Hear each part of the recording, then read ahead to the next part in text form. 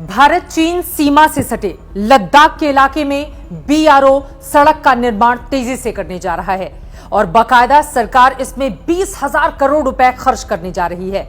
BRO क्या है, किस तरीके से ये काम करता है और सरकार की ओर से इसे ही ये अहम जिम्मेदारी आखिर क्यों दी गई है, विस्तार से आज हम आपको इसके बारे में पूरी जानकारी देने जा रहे हैं।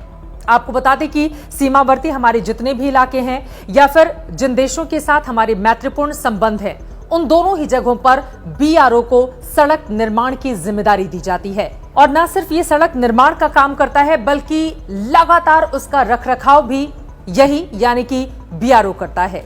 इसको यूं भी कहा जा सकता है कि पेरेंट कैडर में बॉर्डर रोड्स इंजीनियरिंग सर्विस के अधिकारी और जनरल रिजर्व इंजीनियर फोर्स के कर्मी होते हैं। वर्तमान में संगठन 21 राज्यों, एक केंद्र शासित प्रदेश यानी कि अंडमान निकोबार द्वीप समूह और अफगानिस्तान, भूटान, म्यांमार और श्रीलंका जैसे पड़ोसी देशों में परिचालन को मेंटेन करता है। बीआरओ देश में 32,885 किलोमीटर सड़कों और लगभग 12,200 मीटर स्थायी पुलों का संचालन और रखरखाव करता है। वर्तमान में बीआरओ रोहतांग दर्रे पर एक सड़क का निर्माण कर रहा है जो सितंबर 2020 तक पूरा होने की उम्मीद जताई जा रही है। बोर्ड भारत सरकार के एक विभाग की वित्तीय और अन्य शक्तियों का उपयोग करता है और इसकी अध्यक्षता रक्षा राज्य मंत्री द्वारा की जाती है। अन्य में सेना और वायु कर्मचारी के प्रमुख, इंजीनियर इन चीफ, महानिदेशक सीमा सड़क, बीआरडीबी के सदस्य होते हैं। इसके बोर्ड के सचिव भारत सरकार के संयुक्त सचिवों के अधिकारों का प्रयोग करते हैं और इसी वजह से ये ताकतवर भी है। बीआरओ का कार्यकारी प्रमुख डीजी बीआर होता है जो एक लेफ्टिनेंट जनरल का पद रखता है। सीमा सड़क से संपर्क करने के लिए इसे पूरी तरह से रक्षा मंत्रालय के अधीन रखा गया है।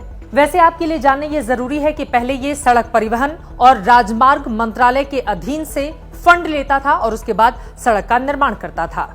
भारत और चीन के बीच जारी तनाव और उसके बाद शांति बहाली की कोशिशों के बीच बीआरओ को ये बड़ी जिम्मेदारी सौंपी गई है।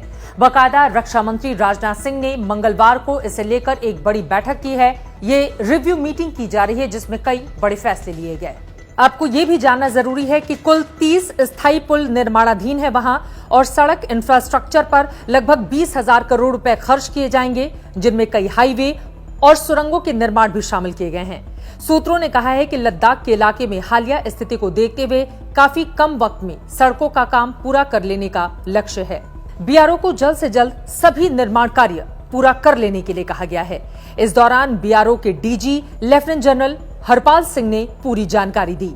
सिर्फ चीन बॉर्डर के पास ही कई पुलों के निर्माण कार्य को लेकर तेजी देखी जा रही है। वहीं सड़क को लेकर भी कामकाज अब तेज कर लिया जाएगा ताकि आगे आने वाले वक्त में किसी भी सीमा पर भारत को अगर पहुंचना हो तो वो अपने लक्ष्य को इन सड़कों के जरिए पूरा कर सके।